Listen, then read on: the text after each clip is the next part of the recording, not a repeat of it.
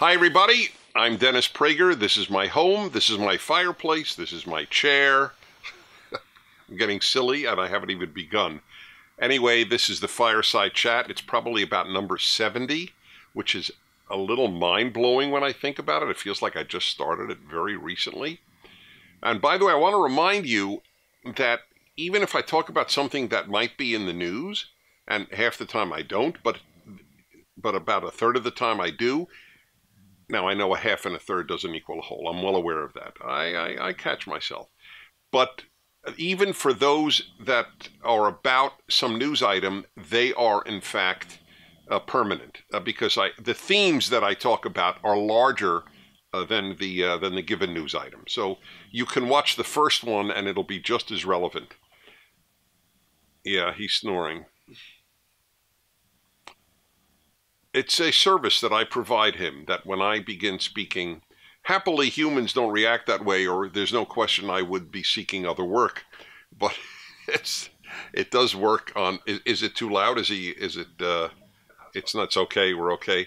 I actually find it very calming, but I don't want you to get so calm that you join him in slumber. Anyway, I do want to remind you, this is completely unrehearsed. We don't even have a makeup person, which may be obvious. And it's just me talking to you and then taking your questions. And it's a wonderful way to, so to speak, get to know each other. Certainly you get to know me. And there's nothing formal about it, but it's about life. And it's my fireside chat each week. So welcome again. So I'm going to read to you what I want to talk about today is something that the president said, President Trump said, in his State of the Union address. I think we should, you know what, give him a little push. It's getting a little loud, even for me. And it's adorable, but I think, let's see what happened. Okay, Otto, that's the man. He's one of the best-known dogs in the world right now. As a result of this, because we get a lot of views and a lot of people comment on Otto. Anyway, the president said the following, I'm quoting directly. All Americans can be proud that we have more women in the workforce than ever before. Get that? Again, direct quote. All Americans can be proud that we have more women in the workforce than ever before. And when he said that, there was an eruption of cheers, not only from Democrats and not only from the women in Congress and in the hall, but from Republicans and men. Everybody just stood up and cheered. It was one of the rare moments that both Republicans and Democrats stood up and cheered. That happened very few times in the State of the Union address, since Republicans and Democrats agree on virtually nothing.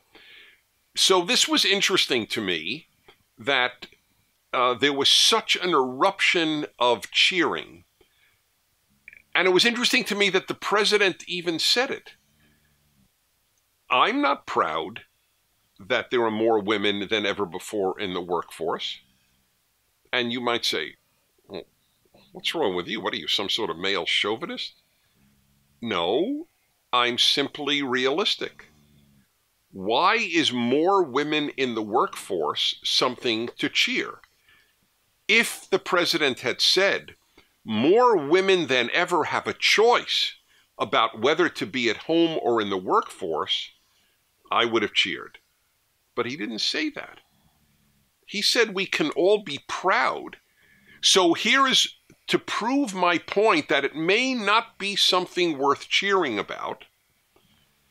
Let's ask this question. What if the president had said, we can all be proud, every able-bodied woman in America is in the workforce? Would that be worth cheering for? Every single woman in America is in the workforce. If we're cheering that more than ever are, it's 76 million, I think, the number. If we're cheering that more than ever are, then why wouldn't we cheer if every single woman were in the workforce? If you can't answer that, then my point is valid. Maybe we shouldn't be proud. Maybe it's not a source of pride. How many women are in the workforce who want to be in the workforce? Isn't that relevant?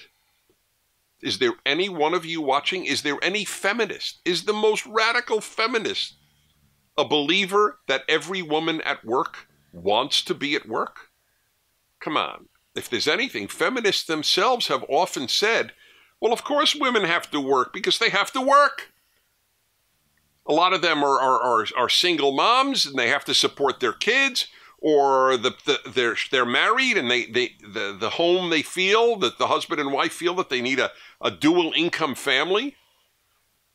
So even people who really are happy about women working outside the house have to admit that a lot of women don't want to be working outside the house and are because of economic necessity. So why the cheers? Well, I can explain why the cheers from the Democrats and from feminists, well, which are largely the same, although they're Republican feminists. I'll come to that in a moment. Because they have actually a central goal of feminism from the beginning was to have women leave the home and work outside of the home. Let's be honest. While they claim that all they want is to give women a choice, the fact is, on planet Earth and not on some make-believe world, they really do want women to leave the home and work outside because there is a sometimes expressed and often not expressed feeling or opinion that a woman who is a full-time mom, wife, and homemaker, that's just not on the level of a woman who leaves the home and gets a paycheck outside, no matter what she is doing. You know, a lot of the women in the workforce are not exactly doing CEO work. A lot of them are driving Uber, and a lot of them are working in restaurants, and a lot of them are doing all sorts of work, all of which is noble. I truly believe all work is noble. But not all work is as prestigious or as desirable as some other work. When I'm in a restaurant and a 65, 70-year-old woman is serving me at midnight in some restaurant when I'm on the road, and I got off the plane and I get something. I don't any longer. I now I average about 17 hours of fasting every day, which I love, by the way. I'm not noble or anything. It's just I like it. I do have coffee with cream, but other than that, I don't have anything else. But until about 4 months ago, I would be routine. I would arrive in a city, I'd be hungry, or I think I was hungry, as it turns out, and I would get a bite. And I always thought about the waitress working the midnight to 5 a.m. shift, and it's something I always felt a little bad for her. I'm glad she has a job, obviously. I try to give her an extra tip to make it worthwhile. I mean, that's not going to make a big difference in her life, but a little difference. But I thought of my mother, and my mother worked. My mother worked her whole life, but she retired at a given age, maybe at 60 or so, whatever it was. I don't know. If my mom had to be a waitress at 70, I would have felt a little sad that she felt necessary. I only give credit to these women, but all I'm saying is let's not romanticize, which is what the president did. The president romanticized, right? We can all be proud. There's no exception. Having all these 76 million American women in the workforce, it's a source of pride, but it's not necessarily a source of pride. Choice is a source of pride in terms of work, but not the fact of so many women in the workforce. That's not a source of pride. So why did the president say it? The president's a Republican. The president's wife is not in the workforce. So, and chooses not to be. She wanted to be at home, making a home and raising their youngest child. So why did the president say it? I'm not sure, actually. But I have perhaps an equally or more interesting question. Why did all the Republicans, many of whose wives are full-time moms and homemakers, why did they stand up and cheer? And I have a theory. One of the theories is that if there had been a picture of a Republican congressman sitting while everybody was cheering about women in the workforce, you would have seen a picture of that in every major newspaper, on the internet, on the news. Congressman so-and-so sits while country cheers, a Republican president even, announcing about how good it is that a record number of women are in the American workforce. The pressure to cheer was too overwhelming. But they didn't think it through. And again, my question, if you're going to cheer the record number of women, then why wouldn't you cheer that every woman was in the workforce? You got to answer that question, and you have to answer it well, otherwise my point is valid. Maybe it's not worth standing up and cheering for. The fact is, ever since I was in college, the emphasis was so obvious that a girl should aspire, a young woman should aspire to a career. The old aspiration of dreaming about a wedding day and children is no longer regarded as worthy of a sophisticated young woman. She should be thinking about career. Just happened yesterday, again in a restaurant. There was a 24-year-old, attractive, intelligent, vibrant, and terrific as a waitress. I mean, she had a lot going for her. She was, in every way, she was exemplary. So I asked her age, said 24. So I said, let me ask you a question. I ask this of almost any woman I meet in her 20s. And, you don't have to answer, obviously, but everybody answers. I'm not asking a personal question, really, about her life, but about her thoughts. So I asked the question, which I always ask women in their 20s, if you could be guaranteed, again, you guaranteed one of them. It doesn't mean you cannot have the other. I explain that all the time. But one is guaranteed, either a great marriage or a great career. Which guarantee would you take? Without a moment of hesitation, great career. I'm not even sure I want to get married, she said. I'm just focused on career. I made a mistake in not asking her what career it was. Obviously, I'm sure she wasn't thinking about a lifetime of being a waitress or server, as they now say. So I don't know what exactly, but whatever it might be, for all I know, it's, a neurosurgeon. I have no idea what career she was anticipating. But nevertheless, it was so clear to her that marriage was not important, whereas 2 generations ago, and 3 and 4 and 5 and 6 and 7 and 8 and 9 and 10 and throughout recorded Western history, of course a woman would have said a great marriage. So to which, of course, the modern response is, well, they were wrong. Too bad. Their options were closed. But again, I'm for options. No woman should be coerced into staying at home. It's a terrible idea.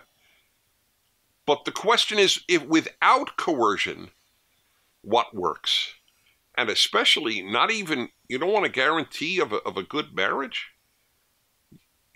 That is one of the great guarantees. There are not many great marriages. I mean, there are many, but percentage-wise, it may not be. I don't think it's 50%. You got to have 2 special people to have a great marriage. You have to, I ought to talk about that. Put that down. What makes a marriage work? And having been divorced, I know what works and what doesn't work. In fact, I come to it with greater expertise than somebody who's just had one very happy long marriage. They may not know. My parents were married 69 years. If you'd have asked them, what's the secret to a happy long marriage? They had one answer, and they were right. Luck. So that and 2 mature people helps. So I was thinking about the maturity part. But anyway, back to this. So they cheered because they're happy women aren't at home. Let's be honest. That's the case. But I got a bunch of questions. Are women happier today? I I write a column every week, and if you like the fireside chat, I promise you'll like my column each week. You could find it on my website at Town Hall, National Review, American Greatness. I mean, it's printed in a lot of places. And I never did this in 25 years of column writing. I never did this. This was the only time. All I did is transcribe a phone call to my radio show. A 50-year-old woman called up, and she spoke about how she felt that she had been fooled because she bought the feminist line that career is what a woman should most aspire to, and she's had a very successful career, and she goes home to a home without a husband, without a family, and career doesn't quite fill that hole. Of course it's not going to fill that hole. Now, look, I know there are men and there are women who just are very happy never getting married. I understand that. Although I have an answer to that too, because it is quite possible to be happy single for your whole life. I understand that. And I want you to be happy. I wrote a book on happiness. But how do you know you wouldn't be happier with a good mate, with a good spouse? You don't know. How do you know that wouldn't be more fulfilling? Look, some of the happiest marriages don't have children. But having children is still a deeper way to live a life than not having children. And there are people I know without children whom I adore, who are spectacular people. It's no knock on them. And they would admit this. They would agree. Just didn't work out for them to have kids. And kids can be a source of terrible pain. But you have to ask in life, do I want to live as deep a life as possible or as easy a life as possible? Easy and deep generally don't go together. I knew at a very young age, both for emotional and intellectual reasons, I wanted to get married. I knew it in high school. I thought about it a lot in high school. Who's going to be the woman I'll marry? What kind of woman will I marry? What will it be like? And I wanted children at a very young age. I mean, I didn't get married till 32, but it's because it just didn't work out that I met somebody to marry. But I would have married earlier. Anyway, I don't know what there is to be proud of. I disagree with the president's statement, but what is most important is to analyze why the cheering was so lengthy. What if the president had said, we can all be proud of the fact that though American women have a choice, more women than ever have decided that they will devote the years that their children are young to running the house, to making sure that there is a happy home. What would the response be then? It wouldn't have been cheering. Oh, there might have been a few people who cheered. No Democrats. It's an interesting question, isn't it? Can you tell me here's another question. What does society need more?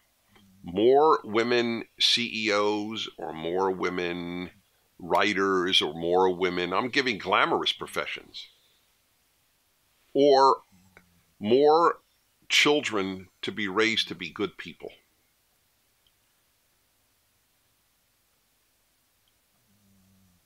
My wife is a lawyer. She was a member of the bar. She's not practicing now. Obviously went to law school, did very well, passed the bar first time in California, and all that stuff. My wife, and I feel funny saying it, she's brilliant. My wife is simply brilliant. And she was a single mom when I met her. She was raising her two boys and the two girls of her sister who died in her 30s of cancer. She was a full-time mom. And when I look at how her boys turned out, I I understand how advantageous that was.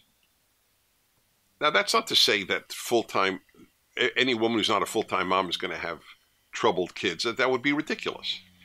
But you see, the wealthy can get away with it in some way, with nannies and with people taking, supervising and everything. So a lot of times, a lot of these movements, I think environmentalism and feminism in particular, are movements of the wealthy. Believe me, a woman who goes to work every day and is not in anything glamorous, not particularly in love with her work, but she goes because she has to. If you told her, we're tripling your husband's salary or doubling your husband's salary, you don't have to work at all now. You'll have the same exact income, and you can now stay at home and take care of the kids and take care of the home and take care of your marriage. I think a lot of women would be ecstatic. So, but you're almost not allowed to say anything that I just said. The pressure is so intense. Career, career, career. That's why they cheered, even the Republicans. And as I write, my column is on this subject, my column this week, and I wonder if I were in Congress whether I would have stood up and cheered. I find it very hard to fake anything, because I would have known as soon as the president said it. I'm not proud of that. I'm not ashamed of it. I'm not proud of it. It's not a source of pride. Pride is that people have a choice whether to work or not. Not that a record number of women are working. Okie doke. Opening thoughts. Your questions now. Question time. James, 21, Fort Worth, Texas. How would you deal with climate alarmist professors? So I'll try to answer you literally. How would I deal if I were a student your age at a college and the teacher were telling us that there were, like one congresswoman, whom I don't need to name, said in 12 years, or is it the life will be extinct or something like that. If I had a professor who spoke like that, it's a very good question, because I did take issue with professors, even if it did hurt my grades. And I wouldn't just stand up and argue. I would say, here's something you might want to say. For example, okay, so professor, are you for nuclear power? That's my favorite question to ask the alarmists. Because if they really believe carbon emissions, fossil fuel is going to kill the world, make life as we know it almost extinct or extinct, the biggest advocates of nuclear power for energy should be the people who believe that fossil fuels are destroying the planet. But they're not. Nuclear power is spectacularly safe. Sweden, which is the model for many of these people, gets almost half of all its energy from nuclear power. So what do they know that we don't? Well, they're not hysterics. That's what they know. They know how relatively inexpensive, how effective, how clean nuclear energy is. It's unbelievably safe. Unbelievably safe. Even Fukushima, the terrible example of a tsunami, I mean, everything that could go wrong went wrong, and it did melt down. And we don't have a radiation death directly attributed among the workers at the plant. This is a UN report from 2012 that I'm citing to you from. So this taught me something very early on this issue, because I'm not a climate scientist. If you really believe the Earth is going to be extinct, that carbon emissions, fossil fuels are destroying your life, you should go crazy on behalf of nuclear power. So, Professor, what do you say? And if the professor was too dangerous, people would die from radiation if it melted down and so on, then the person is a hysteric, is an alarmist. that they are not scientifically credible. Secondly, even if the United States did everything possible, changed overnight like this Green New Deal wants, changed every house, everything to non-fossil fuel, it would have no effect virtually no effect on the temperature of the world. The United States is still a small percentage of humanity. Brandon, 33, Arizona, does the Constitution protect states from the tyranny of federal socialism? Constitution does protect the states, but the Constitution has been so violated in this matter that it's irrelevant. The Constitution says that unless something is specifically to be taken care of by the federal government, everything else is done by the states. This was violated so early in the 20th century, nobody pays attention to it. Now everyone thinks, I mean, the very notion that the government should take care of your health, that's not constitutional. That is not something that the government is supposed to protect us. The government has monetary duties, but to take care of us, this was the opposite of what the founders of the United States believed in. They believed in a small government. I take care of me, I take care of my family, I take care of my community. And now people believe the government takes care of me, the government takes care of my family, the government takes care of my community. For the folks on the left, the Constitution is irrelevant. That's why they're trying to get rid of the Electoral College.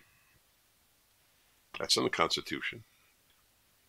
Because we were not set up to be a democracy, we were set up to be a republic. That's why there are 2 senators from every state, even though some states have 2 million people and some states have 25 million people. Robbie, 38, Atlanta. Hello, Mr. Prager. How should I deal with the regret in life? Thanks for all your wisdom.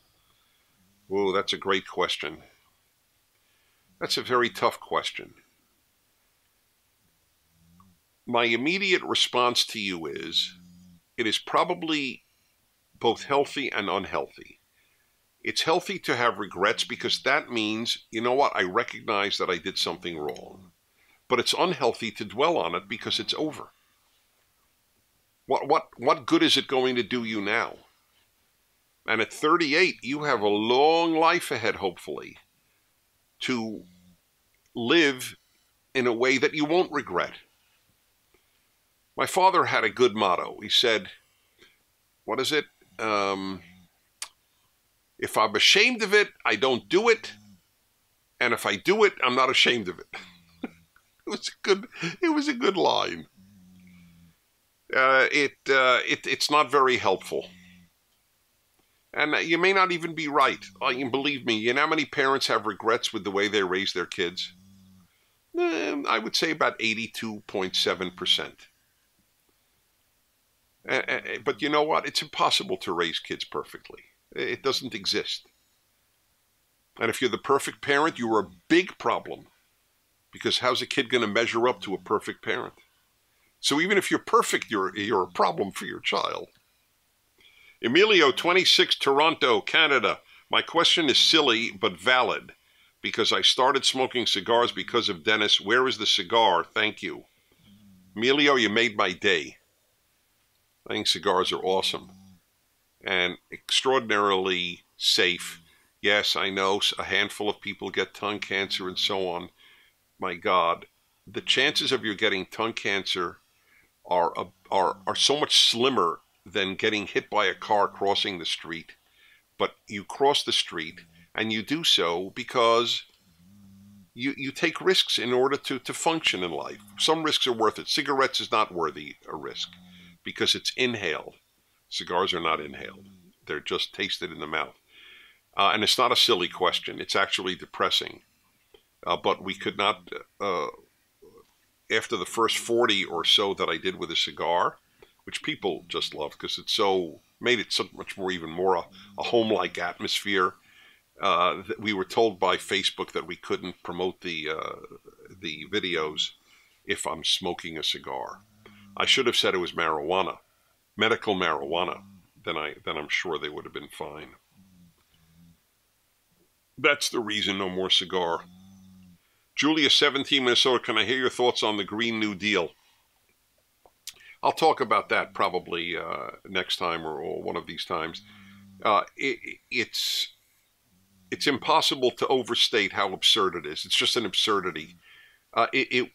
We would end up with a country that would be utterly broke, monetarily broke, dysfunctional, and it would be a tyranny. The government would control everything, including what you did in your home in terms of power and so much else. It's hard to believe that anyone takes it seriously.